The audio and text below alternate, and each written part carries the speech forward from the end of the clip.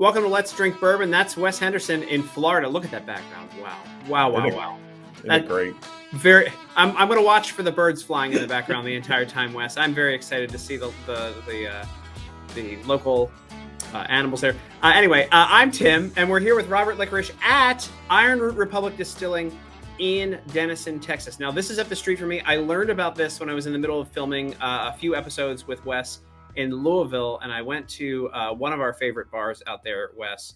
And what's my favorite bar? Have you gone up to that place that has that your son has a cabinet of Angel's Envy at yet? I haven't been there yet, but I need to. I won't mention their name. Oh, okay. Well, until sorry. No names, no plugs. Anyway, but I learned about it. They pulled out his juice, and I had zero faith in Texas juice, in any kind of whiskey that came out of Texas. I'll be very honest with you. I'm not going to totally badmouth everything. And I'm a Texan. I've been a Texan for 12 years now. Until I tried this, and I was like, what the hell is this? And I came out here, and I got to hang out with you before, and I'm so excited for you to kind of share the story of how you started and where this all came from. Because, I mean, you're not just making juice here. It's being recognized. What was it? The World Whiskey Awards. You won Bourbon of the Year in 2020. Corn-based. We've won, corn whiskey like 4 times now, I think. So not a whole lot of people making corn though. So. And of course, USA Today said that you're one of the best small distilleries, craft distilleries in the country. I mean, this is wild. And you've only been here for what, 4 years, 5 years? 8. We actually just turned 8 years old. All right. So you tell the story of this place, because you can do it better than me. Obviously, I'm just all over the place here. Well, but before you start, and just I want to kind of echo what Tim said, is that my first introduction to Texas whiskey was probably, with a lot of people, was through Balcones.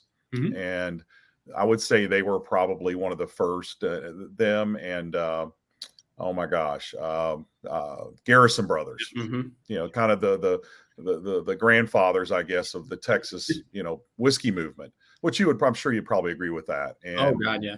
And I like any other whiskeys, I think at the beginning I was less impressed, but even more impressed as they progressed and things got better and better, and they got used to making whiskey, and more importantly, I think they got used to the aging climate in Texas. And that's really where all this preface was leading to. It's that and Kentucky is really probably the optimum, and once again, I'm sure you'll probably agree with this, is one of the optimum environments climatologically for aging whiskey. So it's balanced. So I think when you get in other areas where it's in Texas, where it's a little more extreme, you have to be more creative on how you manage your warehoused inventory. At least that's my impression. So I'm sure you've learned a lot of this on the way. So having said that, I'd love to hear your story. And if you could touch on some of those points, that would be great too. Oh, most definitely. I think understanding the environment's been it's something that definitely has taken time in Texas. I think that a lot of distilleries working through what it's like to have the giant temperature swings and to have this length of the summer that we have. And especially with smaller craft distilleries early on, a lot of them, like Garrison and Balcones, were starting out with 5-gallon, really small barrels, which is amping all of that up even more. So I think it's been really, really fascinating to watch Texas whiskey, because you look, Balcones and Garrison released whiskey for the first time in 2008. So it's we're not even 15 years into the Texas whiskey being a thing yet. So it's, for me, it's still a learning process. I think we're still on that path of figuring out the environment, but we've done a number of changes over the years, and some of the stuff that we'll get into here in a little bit, Wes. I think you'll really enjoy kind of how we've tried to approach the weather issue here. That's great. Yeah. Well, Wes, you're the expert on that, and I get to taste it. You don't have any over there. I have all of this in front of me, which is wild. But what's very interesting about Denison, Texas, which again, this is one of those stories where you're like, wait a second, what? Its sister city is Cognac, France, and so that combo, like Robert is doing exchange programs with these master distillers in France and hanging out with the guys over there and like learning, and you guys are sharing, like. If you would have told me, hey, there's a sister city of Cognac in Texas, I would have been like, yeah, okay, cool. What, Austin? Something like that, not Denison. And all of a sudden you're like, wait a second. And there's this rich cultural history here that you would never know about. So dude, dig into that, because you did all sorts of training on top of that too. Your background isn't whiskey, right? No, I have no family history of making whiskey. So it's been a lot of learning on the fly. But yeah, no. So my brother and I, my brother, he's got a huge engineering background. He's got an undergrad industrial engineering, a master's degree in biomedical engineering, and was working on a master's in mechanical engineering when I stole him away from his job and 401k to come start the distillery with me. I graduated law school, so I got my JD and then thought better of it. And so I never took the bar exam, and immediately went and started kind of touring the country and visiting distilleries because when we first decided we were traveling around the country, we went to a small distillery up in Spokane, Washington called Dry Fly. And we were there for a family reunion, walked in, and my parents have always been in the mining industry, and they mined copper for their entire lives.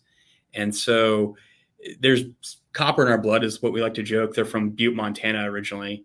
And when we saw the copper stills, there's just something, I don't know, just primal about copper that you don't get as much with stainless steel. I don't know if you feel the same way, but there's just something about copper that just enamored us. And so my dad was like, when you retire, this is what you should do. You should make it just a small distillery, just so you keep active and have fun. I said take that a whole step further. And so I was getting ready to graduate from law school. Christmas dinner, I announced to my parents that I wasn't going to practice when I graduated. I was going to go and learn how to make whiskey. I was going to work at distilleries. And I think my mom about fell out of her chair the moment I told her that. But Christmas dinner is the best time for not as much aggression, I guess, not as much pushback. So next thing I knew, she and I went off to Kentucky. We were touring around there, visiting distilleries, just kind of trying to learn from being around it, I guess was the best way to put it. From there, we figured out we really did know a damn thing about making whiskey, and that we needed to go further. So that's where we started interning at places all around the country. But ultimately, we fell in with Hubert Germain Robin and Nancy Fraley, which I know Great people. Them. And Hubert, just the process that he teaches that comes from that kind of the tradition in cognac, whatever really clicked with my brother and I, and we really fell in love with it. And we knew we were going to come back to Texas to start the distillery because that's where we had grown up most of our lives. And so when we came back, that's why we ended up in Denison, was because it's sister cities with cognac. And we're like, if we're going to use cognac methodology for distilling spirits, which we hadn't even fully decided exactly what type of spirits we were going to be distilling. Other than we knew we were going to do brandy, but we didn't know what else we were going to get ourselves into. We felt like Denison was the right place for us to be. And the history is crazy. There was a guy that lived here in the late 1800s. His name's T.V. Munson. There's books about him called The Grape Man from Texas. Crazy dude, really eclectic, but he was really into breeding grape varietals. And so he was trying to create grape varietals that would make really great wine here in the United States, because a lot of our native grapes aren't the best for making traditional wines. And so he did all sorts of crazy grapes. The community college out here actually still has a vineyard that has a lot of his original varietals that he created. Like there's one called Green Giant that the grapes, I kid you not, are about that big that grow on it. So No way. Giant seeds in it. I mean, it looks like a grapefruit almost growing on the vine. It's crazy. Doesn't make very good wine though. I'll say that. So TV, he is actually the one that pioneered grafting European grapes on top of American grapefruit stock. Specifically, he was dealing a lot, obviously, with the Texas grapes here. And when phylloxera hit France in the late 1800s, it was the fourth kind of blight to hit France and ultimately wiped out 70 to 80% of the French grapes. So like Bordeaux, Burgundy, Cognac were all decimated. And so when the French kind of started scouring the planet trying to find solutions, through the Smithsonian, they got hooked up with this crazy dude here in Denison, Texas. Next thing you know, he's shipping grapefruits over there. And to this day, most of their grapes are grown on top of the descendants of these Texas grapefruits. So that's where the name Ironroot comes from. It's the iron grapefruits from Denison. And that's how we became sister cities with cognac. So once again, the United States saves the French. Yeah. Well, we created the problem and then we fixed it. So. Well, there you go. And that's kind of how we do things over here, right? Yeah, exactly. I also think what's interesting, Wes, and I haven't heard the whole story before from Robert, but What's interesting are the parallels again to the Samuels family, where you have a family. Number one, considering this again, Maker's Mark started because it was a retirement. It was kind of a hobby. It became a retirement thing, and also very deep with family again, and also Bill Samuels Jr. has a law degree that he right, like he has a law degree, right, Wes? He worked in the patent office. Yep, he does. I mean, it's these very similar, and again, family. When I came in, by the way, Robert's dad is working the front desk out there, selling the juice out front. I mean, it's always family in bourbon and whiskey, and it's always like, hey, this will be a hobby, and then all of a sudden, because you love it so much, you're like, I could make some more of this, and then all of a sudden it blows up. It's wild parallels, with family and how these stories kind of develop. Man, my retirement, I was just going to fall asleep, so I guess I'm never going to be. I don't know. Well, the reason why we jumped on it is because I realized I was like, well, if that's what we're going to do, like I'm young, I'm dumb right now. I don't have any kids. I can eat ramen noodles every night if I need to. Like, why not just do it now when I've got the energy to go out and pound pavement and do all the things I need to do? And that's why we ended up going and jumping on it instead of waiting till I was wiser and smarter. Well, that's where the family aspect comes in also. Mm-hmm. I mean, you're young, but you're also educated, and all the different facets of the business. The legal background's important in starting a business, and putting all those pieces together, and then you put family together, which for me, that was a ready-made workforce more than anything. And they usually work really cheap. So, but then, as they learn more, before long, they become integral parts of the business. And in my case, for example, my kids, in some cases, know more than I do about some of the things that we're doing. So, I'm glad that you have your family to work with there. And that support system is so, and as you know, it's not cheap to start a business like this, is it? No. I think when we went to most of the banks at the beginning, we got laughed out of the building because they're like, how many years do you want to not sell whiskey? Like, what are you doing? Like, which God bless you for that, because there are so many whiskeys that come out right away, or source juice, or do something it's kind of like very quick to like turn but you guys saw what you needed to do to age it properly. It's a whole different game. And we're still figuring out what's the best age limits on everything as well. But no, yeah, it's I think having that wherewithal and the knowledge, knowing that 6 months isn't going to cut it. It's not going to be something that's going to be viable long term. That was probably one of the smarter moves we made early on. Yeah. So, that's something you can sell in the gift shop, but people take it more as a novelty than anything. Mm-hmm. And look, I understand the economics of it. I really do. And that's why you saw such a, proliferation of very young whiskeys early on. And as these have matured, I've found, and it's nice to go back to some of these products, some of the early stuff for some of the brands now. You go back and taste them, and you're like, oh my God, this is horrible. But then you taste it 5 years later, 6 years later, and they're really onto something. So you need to give, I guess my advice to people watching as well is that go back and give some of those younger whiskeys a chance again after you've sampled them several years later and see what you can find. I agree. And I think what's been really fascinating for me in the industry is that a lot of the craft distilleries have been pot still distillates. And that is such a different thing than column still.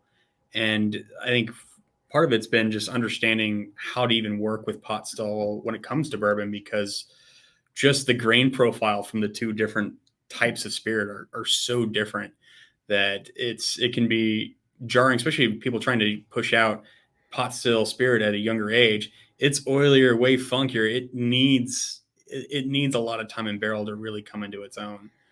So I think I saw that a lot too with those 1-year-old whiskeys. It's super difficult to get those congeners. That's a great point. And you do have with that ultra small batch, the pot still, you have a wide variation from batch to batch, which you can blend that out certainly. But the column provides the most consistent, and I think at the end of the day, the best whiskey. But the trick with the column is, and this, you have to use it all the time. You need to keep running that to keep it in balance as much as you possibly can. Ideally, 24/7 is the perfect scenario, but we weren't able to run ours 24/7 at the beginning, but now we are. and you find that you have less consistency issues keeping it in balance by running it all the time. So what's your shift now? How are you guys running the column? Well, we don't have a column still, so we're still fully pot.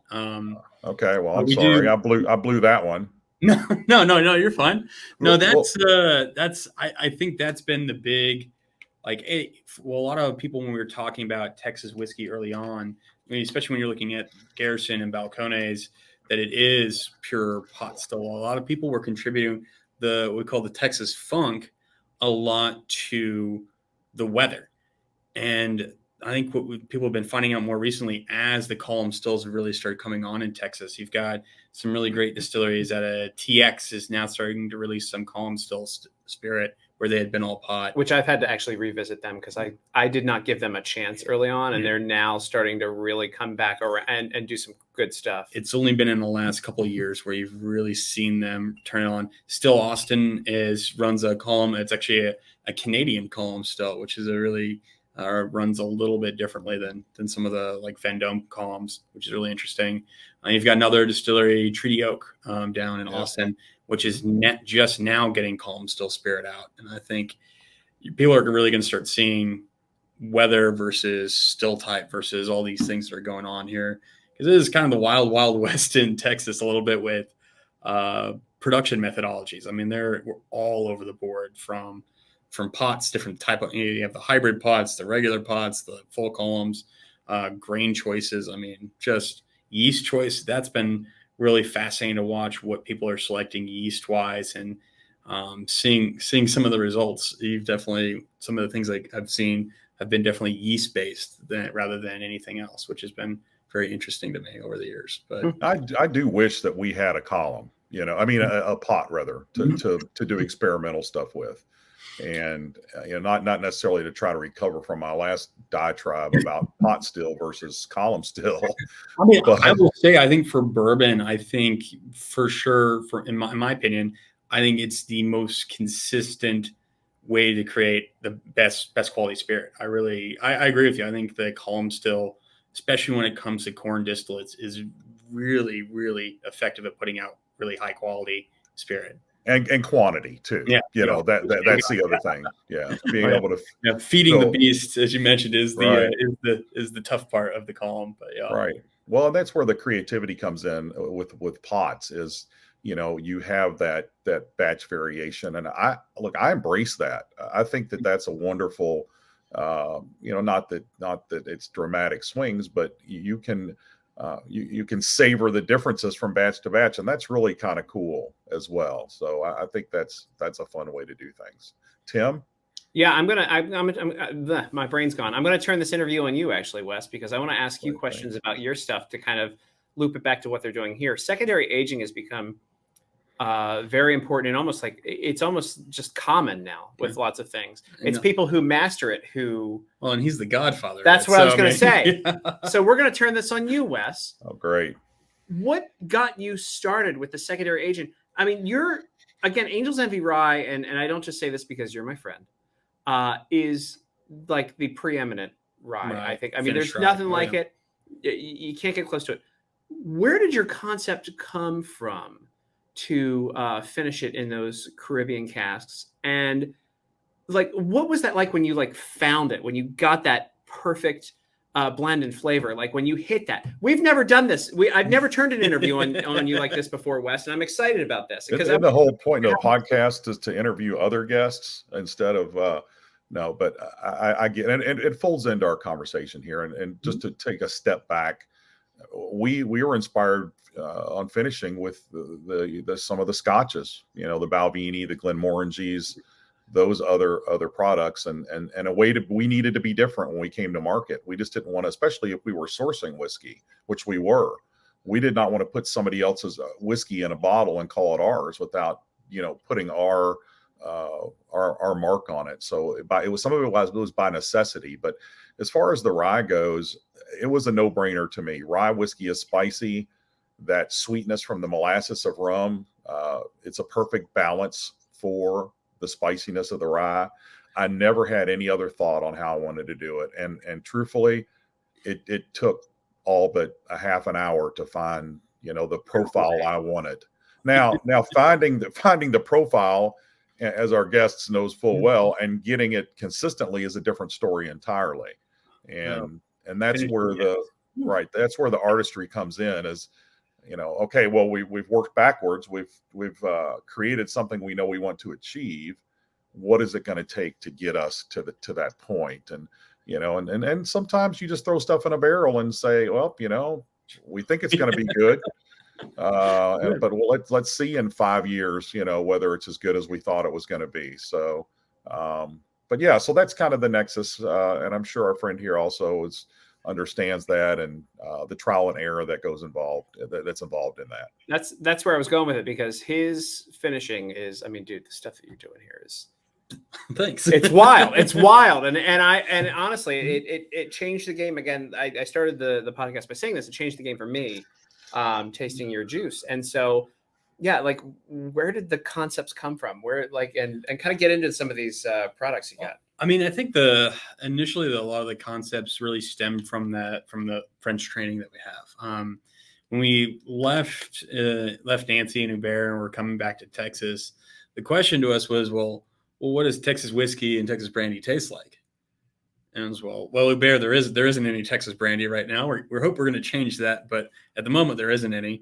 And as far as bourbon and whiskeys go, like, the only two whiskeys on the market at the time were Balcones Baby Blue and Garrison Brothers, which, although very unique, each of them, they don't taste anything alike. So the reality is, like, well, we have no idea what we're jumping into there. So they were like, just stick with terroir the best you can, which again is a crazy word when it comes to spirits, because it's not as direct as it is with wine. But it really kind of sent us on the path of looking, all right, well, what's growing locally? And I'll say there was corns. But when we sat down and looked at what we wanted to do with corn, we're like, okay, we can make bourbons, we can make corn whiskey. But the guys up in Kentucky and the Midwest are already doing an amazing job at making the traditional bourbons and corn whiskey. How can we make it different? Because if we just try to copy what they're doing, it's just a cheap knockoff at that point that we're going to have to charge way more for, which to me never made any sense. So it's, how do we make something that's uniquely different and do it well? And so that's where we started getting into playing around with the different corn varietals. Obviously, Balcones has been well known for doing blue corn. We've done essentially every other type of corn, from rainbow colored corns to red corn, purple corn, green corns, and really found kind of a core grouping of corn that we really love, that's from here historically, here locally, that we absolutely love.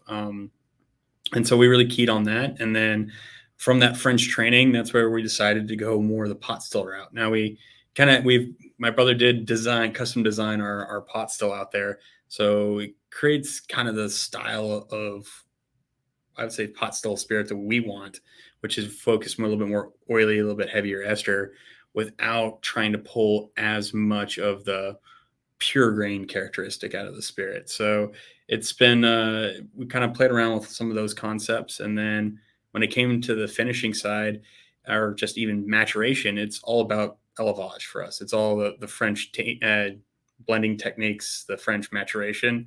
Whereas Wes, for us, we actually start with 63-gallon casks. So we use a little bit larger cask format, very low level char. We're char 1, usually some sort of toast profile on the casks.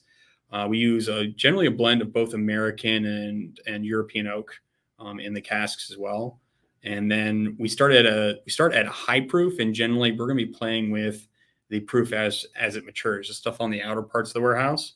After about a year at that higher proof, we will generally go in and add water directly to the barrels and drop them down. Because the outer warehouse, you're going to get way more tannin, a lot more oak, much faster. And the way that we start working on balancing that and softening the oak is by crashing that proof in cask and allowing it to climb back up.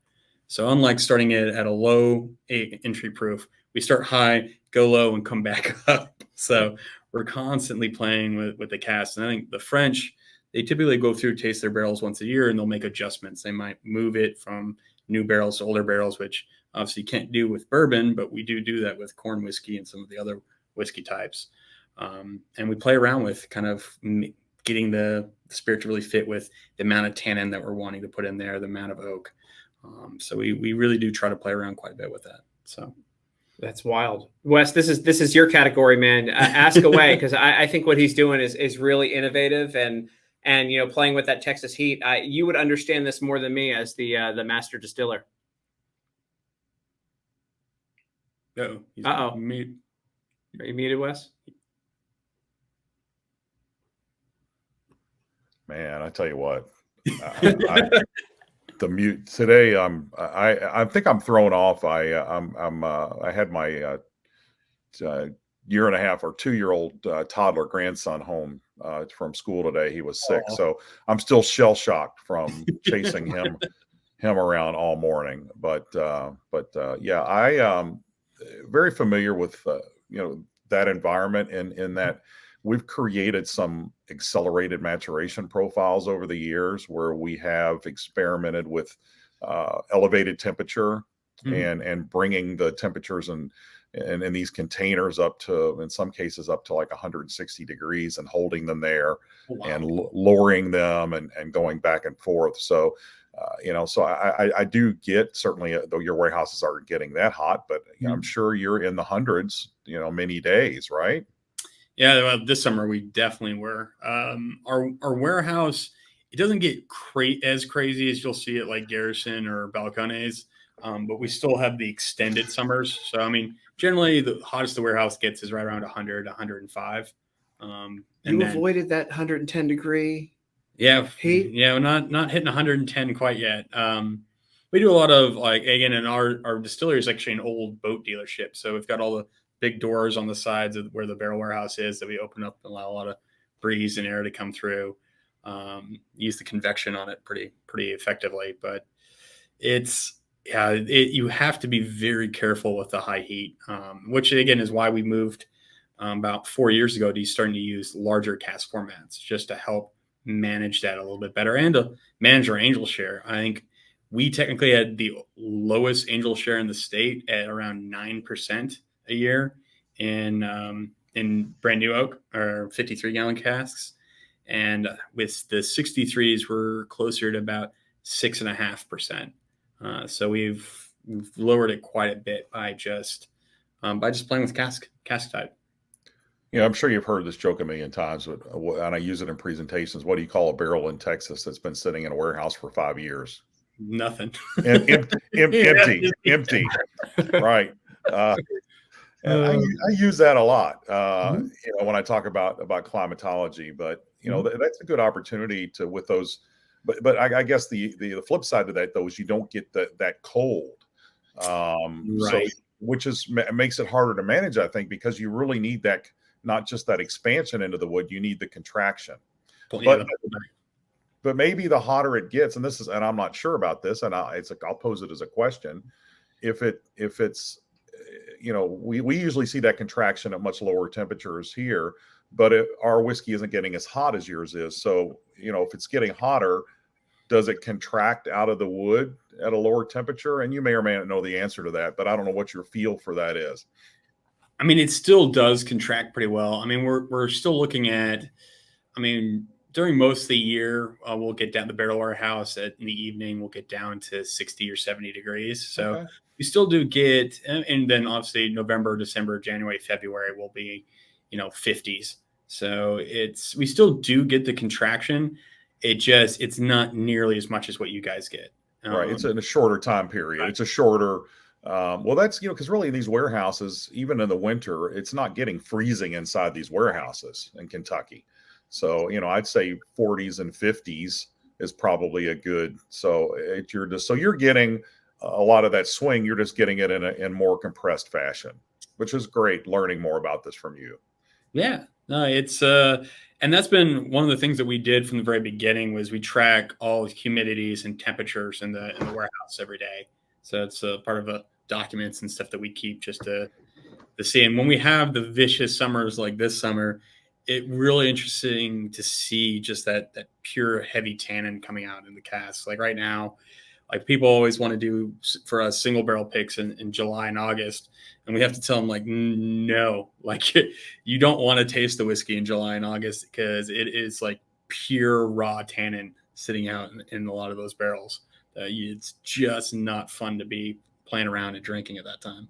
For people who don't know, by the way, I'm going to break it down because these two distillers here are speaking at a very high level that even if I hadn't even, but because of the difference in temperatures, the juice and the barrel expand and contract, and that's how your whiskey and bourbon gets a lot of its flavor from the barrel. That's how it ages. So in case you're wondering the difference between hot and cold, and in Kentucky, it's colder for a lot longer and a lot colder. Right. Whereas here it's a lot hotter, and a lot of it will evaporate off.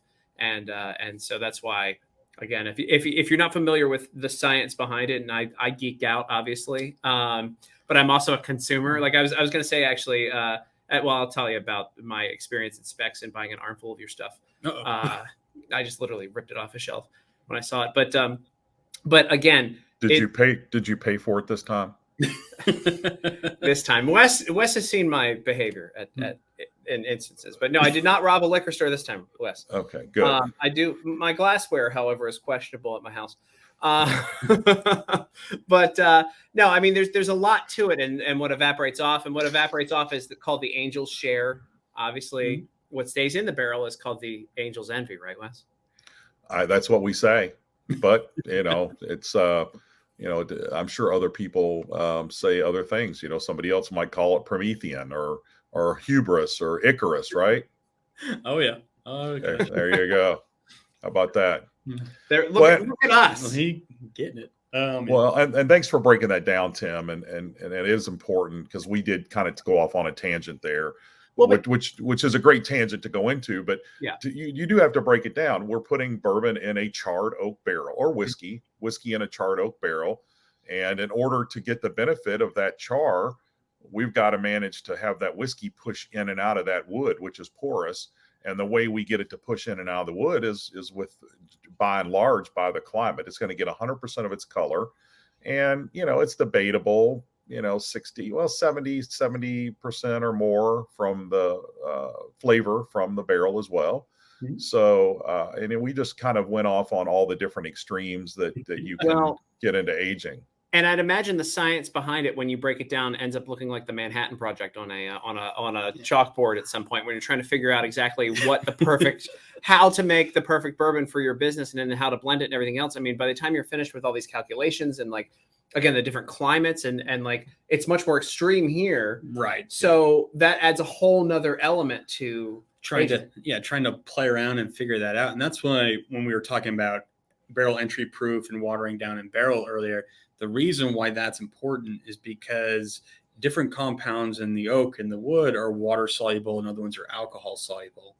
And so when you're looking at shorter time periods of aging, so we're not talking 12 years, but shorter time periods of aging, that can really influence what compounds you're extracting out of the oak and at what speed. So from wood sugars, which are going to be more water soluble, that will come out at lower proofs, to stuff like tannin and phenols that are alcohol soluble, that come out at obviously faster at higher proofs. Yeah. So go ahead, Wes.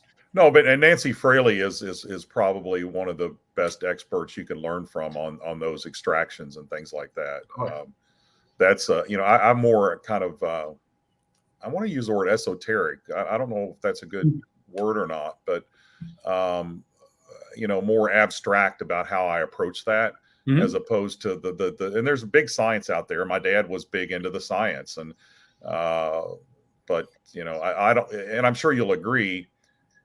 There's a balance between the science and the creativity, and 100%. you need to understand the science to run the business properly, to think about things like outage or angel share, and but at the same time, you don't want it to stifle your ability to come up with things that are fun and different. I think because I think variety at the end of the day is the spice of life, and to put out high quality variety like what you guys do with Angel's Envy and some of the unique casts that you guys have been finding over the years and doing some really just amazing blends with, it takes a lot of creativity and playing around doing things that, 20 years ago that would have been, no one would have ever done and would have looked at you weird for doing. Again, obviously you guys broke down the doors a lot on the finishing of bourbon and rye. I think the only one that I ever heard of happening really before you guys, was Wild Turkey did a cognac finish, and they had from what I heard, and this is just through the grapevine, they had a heck of a time trying to sell it and getting people to go out there and buy it. Now I want to go find a bottle of it. Like I want to go find one of these old But bottles. Well, Jim Beam had their Jim Beam masterpiece, not the current masterpiece that they released not too long ago, but I don't know what the date on it goes back to, but it was very expensive for the time, and it just wasn't ready yet. And really, we get a lot more credit than we probably deserve. As far as planning, we didn't plan to create this revolution with secondary barrel finishes. That was where we were going to start, and we had no idea where we would go from there. But guys, other folks and you've come along as well and been creative about your releases, and your creativity can be expressed in different ways. We just chose to do it with secondary barrel finishes. But can I ask another question while I'm thinking about it, Tim? Are you chomping at the bit to ask something? I was just going to throw something in there, Wes. That Jim Beam, as a consumer, that Jim Beam Distiller's Masterpiece is the first bottle that I learned you can negotiate with liquor stores for. I learned that you can talk down prices in certain liquor stores because that bottle, the latest release of it, number one, is my favorite juice. My first bottle of it, I talked it down $60 off of a shelf because I said, "Are you ever going to really sell that?" And I've talked about this on another. I've done this at bars as well with bottles, but I was like, "Are you really going to sell that?" I was in kind of a bad part of town in Baltimore. And the guy goes, "No," and I got it down for what he paid for it, and it's my favorite juice. And I have, I think, 4 bottles of it. It's one of my favorite juices, and I that's one of the ones that, like, if I really, really, really, really like you, that's the one that I pull out. Well, I haven't seen it yet, so I don't know what that says about me. I wish I could find the year on that. I was surfing here as I was looking along to see when that first masterpiece came out. But let me ask you this. Let me ask you a question about it. As I was looking at the lineup here, I know you've done with your, what do you call the Icarus, the Hubris, and the Promethean? Well, let's say that line. Is that a single barrel SKUs or barrel proof?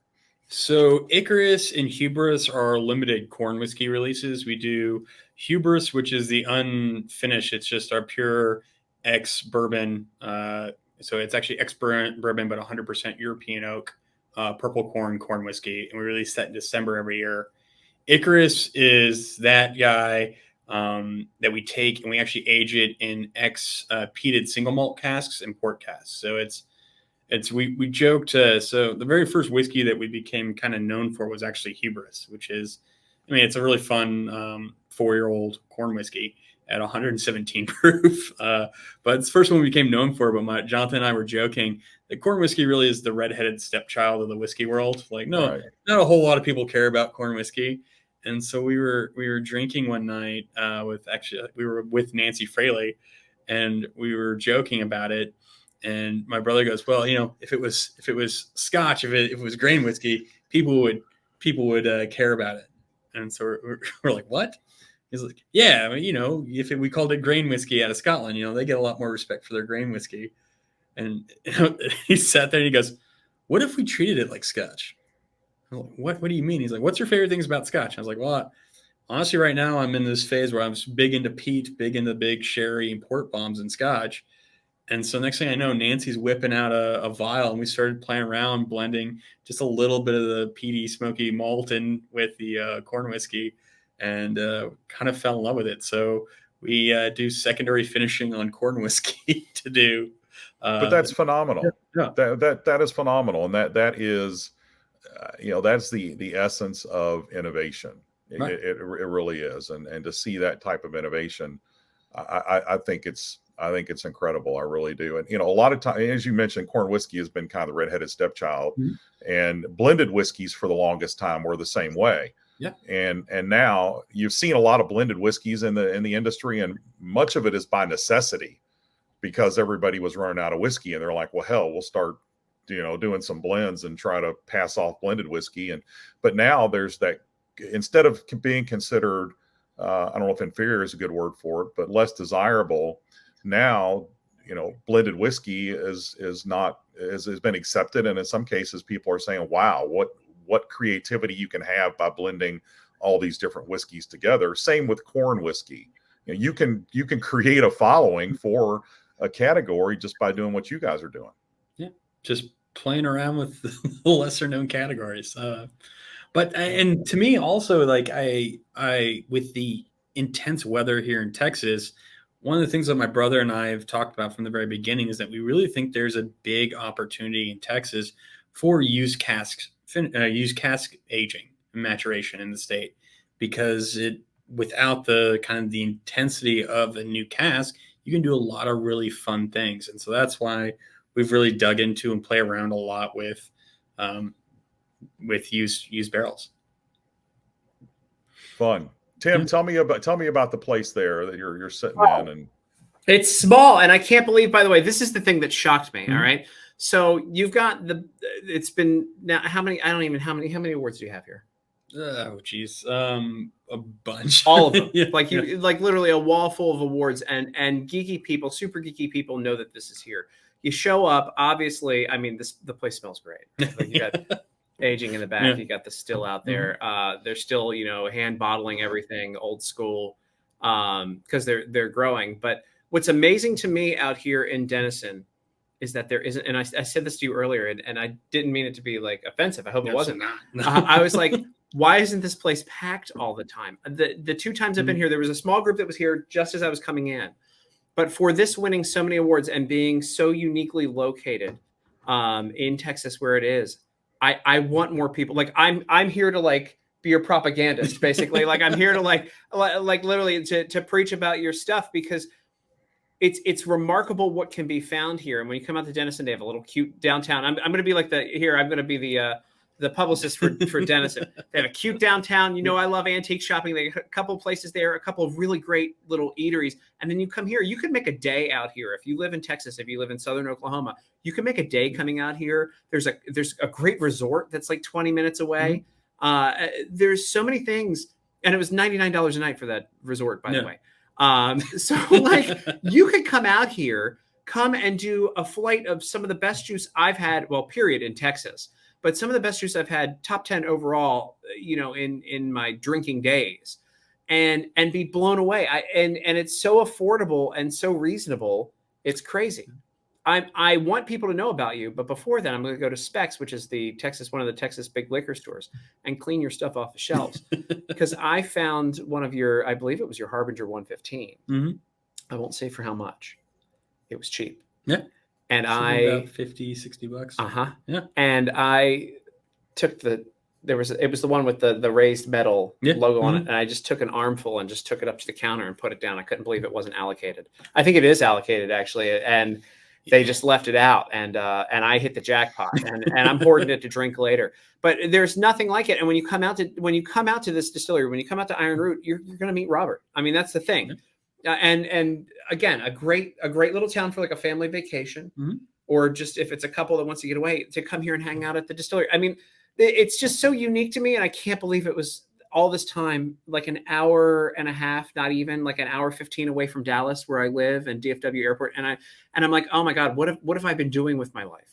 Why have I never been here? And Wes, it was after the month that I spent with you out in Louisville, starting to work on this podcast, when somebody suggested this. The last day I had my rental car, I drove back, dropped all of my hoarding of bourbon and antiques at my house, and immediately came up here the next day. And I'm glad. I'm glad you did, and I'm going to come and visit and stay on your couch like you did at my house for a month. There we go. No, there's nothing like it, Wes. I mean, that's what's kind of crazy to me, and I'm so proud that it's up the street from me. That being said, they are doing something. It's the 150th anniversary of Denison coming up. Right. And so you're doing something special for that, right? We are. We've only ever released a very small amount of brandy. We do distill local grapes every year. Most recently, it's actually been mostly Riesling that have been the best grapes for us. But we decided we want to do something special before we start really releasing our own brandies, and that was to help raise money for the Sister City program here in Denison in honor of the 150th anniversary of the city existing. And so what we did is we worked with some of our friends over in Cognac, because every 3 or so years, the mayor from Cognac and several of the master distillers will come over and pilgrimage to To Denison. Denison. They come to Denison. Yeah. You've got these master distillers of cognac and the mayor of cognac, and they just come over to Denison in the middle of Texas. Anyway, go ahead. But yeah, so like last year, Alexander Gabriel from Pierre Ferrand, he came over last year, but we were, but through them, we've developed a lot of friendships over there. I've gotten to go over and distilling cognac, which is a lot of fun. I never thought I'd wake up at like 4 a.m. on vacation to work, but it's a lot of fun to go and play around with them over there. But we've made some great friendships. So we talked to a couple of friends over there and got some really fun cognac and had them kind of ship it over to us. So we've taken some 10 and 13-year-old, we call dry cellared cognac. So it's actually very, very high proof cognac that we've blended with some of our 8-year-old Chenin Blanc brandy. And created a blend of that we're going to be releasing in November. So we've got a kind of a test blend here. We've just actually got the labels in today too. So I said that's the only thing I'm going to drink today. I haven't drank, Wes. I haven't drank since I've seen you, other than on my birthday. I'm gonna break it just for this. It's tough life. Yeah. Well, there's no better time than the present. There really is, and I'm surprised we're talking about brandy. In Louisville we have Copper and Kings, which is a beautiful distillery, and I think they made a big bet on brandy, which they're making whiskey now as well, which probably was out of necessity. But I don't think it's a long walk to take somebody from a high-end bourbon to a nice cognac to a nice brandy, and it just hasn't quite happened yet. But hopefully, as we all experience more, of what we like, that we can segue people over to brandies and cognacs, because there are a lot of similarities there if you're in tune with your palate. 100%. And there's a lot of really beautiful nuance that you get in brandies, just like you get in the best whiskeys. And that's always been something that's been near and dear to our heart. And I know, and we were talking last time, I think your favorite was the Armagnac finish. That's we've been always super into Armagnacs and cognacs here. So it's we're going to try to also help push people in the direction of spreading out and letting bourbon age up a little bit longer, and let us get a little bit of a break on some of the bourbon side, so we can age it up a little bit better. But so this is going to be our first kind of official foray into the brandy side of things. But I think when we got the cognac, because typically in cognac the proof falls pretty consistently for the spirit. So generally older cognacs, you're talking, may come out of barrel at 92 proof or something like that. With the dry, where are they going in, Robert? I'm sorry to interrupt, but they typically, and there's different distilleries will do things a little bit differently, but typically it's fairly high, like 130, 140 proof. Okay. Go straight into cask, and then typically, as far as their élevage process, what they do a lot of times is they let it age a year, they pull it out, blend it all back together, lower the proof a little bit, put it back in cask, and then they'll lose a little bit of proof in cask. Next year they'll pull it out, blend it back together, reduce proof, put it back in cask. So they're constantly slowly reducing it over the years. And then after a certain point, they'll generally just let it naturally reduce. What casks are they putting it back into when they do that? Just used. Yeah, so for them, they consider new barrels if the barrel has been used less than, I think it's 3 years. If it's been used less than 3 years, it's still considered new.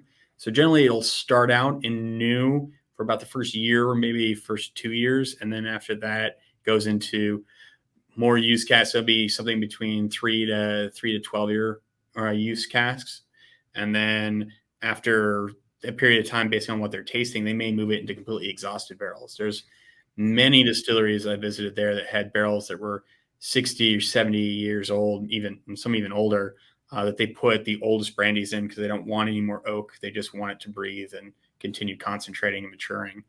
And then ultimately they'll move it to glass. But yeah, no. So they will use barrels for 100 years, which is quite impressive. Yeah, I've got this. Hopefully, it's a standing invitation to Alexander's place in France, and it's gorgeous. I'm sure it is. So, Tim, we're talking about Alexander with Cognac Ferrand and plantation rum and just a million amazing products. But I have this dream of walking into his cellar, and he's got 200-year-old cognac sitting there and things like that going on that nobody has ever seen and will ever see. I don't know if haven't seen any 200-year-old there, but he's got some 100-year-old stuff for sure in the cellars that Well, are. I'll settle. No, it's crazy going over to Cognac and some of the history. There's another place we went to called Grosse Perrin, and they have a liquor store, but they also the family that owns the store started just sourcing casks years ago and started putting together, and they've got stuff. When we went there, they asked us, "Hey, do you want to do a decades tasting?" And we're like, "Oh, yes, 100%." But I was in my mind, I was thinking, all right, we're going to taste like 1960, 70, 80, something like that. We started in 1880 and worked our way to 1940. Whoa. And and then what was one of the creepy things is like the 1940, like, oh yeah, this one's really unique and different. And I was like, oh, well, why? Like, well, this actually was harvested by the Germans. And you're just like, oh my goodness, Wow. like Interesting. weird, crazy stuff. But it's, stuff that existed in 1880. Well, to add to that, the lake up here past Denison was actually dug out. It's a man-made lake that was made by World War II POWs.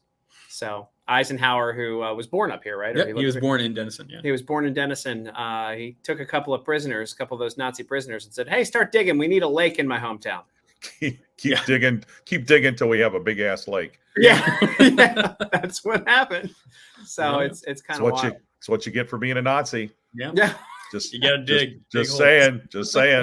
Don't do it ever. Correct. They had to survive the Texas summers and dig in a lake. Yeah. I don't know if that's something I would advertise or not. They don't really advertise it, but we find out the story. We found Texas to be so hot and oppressive. We sent prisoners of war there. Yeah. Well, they get what they get. That's Chamber of Commerce right there, buddy. Yeah, that's how we get the visitors.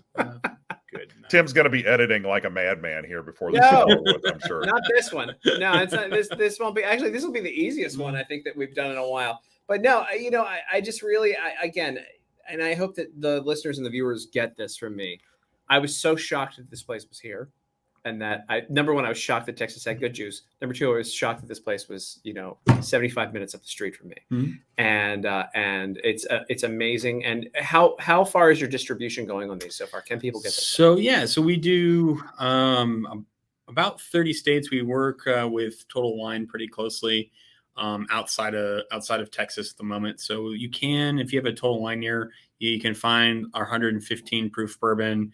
And then our Saints Alley line, which is actually a blended line of Kentucky, Indiana whiskey with some of our own. So we do a combination of pot and column, and then we do kind of fun finishes with it.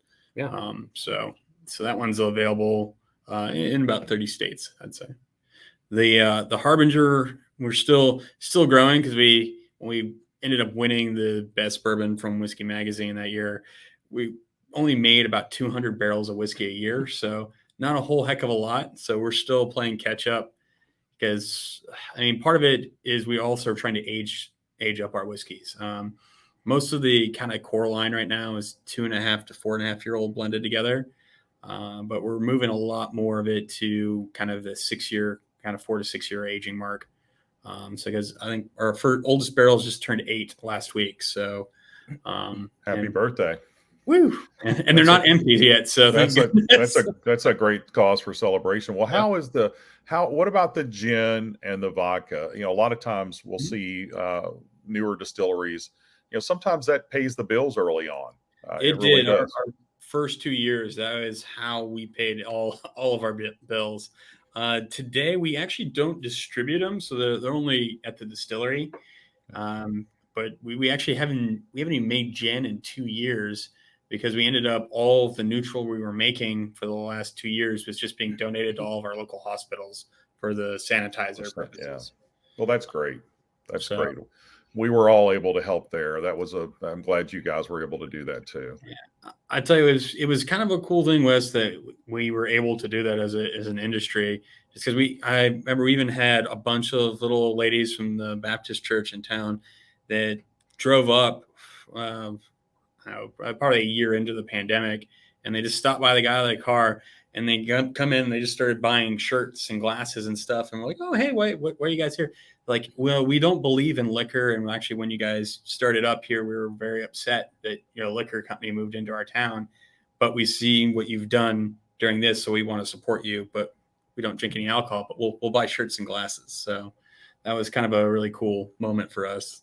But that's phenomenal. It had a good feeling though, passing out that hand sanitizer and, knowing that other than the government kind of got in our way a little bit, we're able to get it out. Did you guys have any issues there?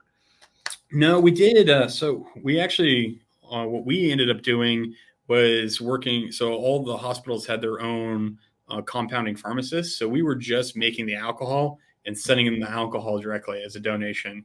Right. So the TTB didn't bother us at all with it, except for the Department of Transportation came and gave us a hard time one day because, like, if you're shipping it in bigger than 1 gallon jugs, you have to file a thing for it with us for it. So Tim, we all had to, well, not we all had to, but for our benefit of our listeners and viewers, many of the distillers around the country transitioned over to hand sanitizer during the pandemic, and some distillers, sold that, and it was their lifeline, especially smaller distillers that didn't have a lot of distribution and depended on their brand homes for sales.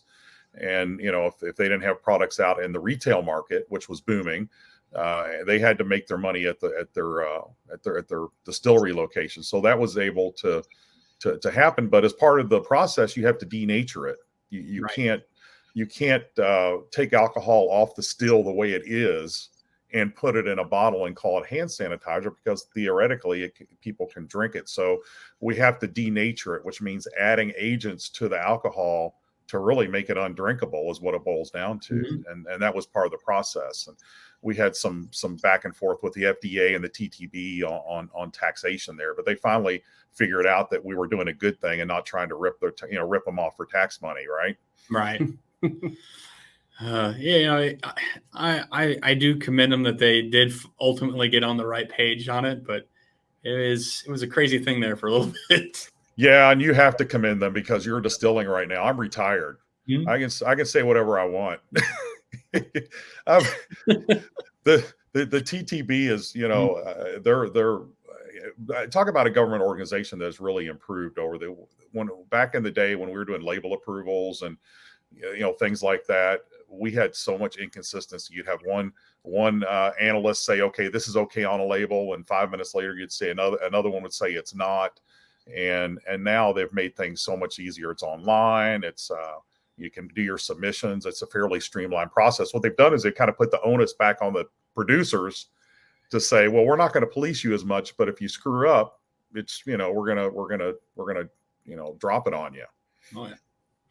Yeah, and I mean, we could talk about label approvals and TTB all day, but no, yeah, you're right. We get. No, you guys can do that over one day. We get asked about. We get asked about. Well, how did so and so get that label approved all the time? And I'm like, I mean, they sent it in on a Tuesday instead of a Thursday. That's how it got approved. Literally, yeah. No, I get that part of government regulations. All right, so we need to wrap up. It's been about an hour already, Wes. The time has flown here, and I really want, and I think really one of my goals here was for you guys to get to know each other. I think you will have a lot of conversations, as many people who listen to the podcast have conversations offline and ask me about like what to buy and where to get it. I think you guys in particular, I love the connection here. I think you're both of the same mind. And I think it'd be a very good, I'd love to be in the middle of that meeting one day so I could fall asleep when you talk about labels, but then wake back up when you talk about blending and finish. I know. Well, listen, also, Tim, before you wrap up, please support Ironroot and our craft distillers doing some amazing work, family-owned businesses, American businesses that are working hard every day to try to be creative and provide jobs and earn a living and build something from the ground up. It's the essence of really what we're about here in the United States. So please go out and visit these guys and support them, pick up their stuff off the shelves as well. And also I need to apologize because they're limited production. I have about 13 bottles of this stuff in my house. Yeah, you can't find it in the Dallas area. It's my fault. Yes, it is. Robert, thank you. Yeah, you Hey, kids. thanks for being here. It's the Let's Drink Bourbon Thanks, guys. podcast. Ironroot Republic Distilling right here in Denison, Texas. I'm so glad I could come up and hang out.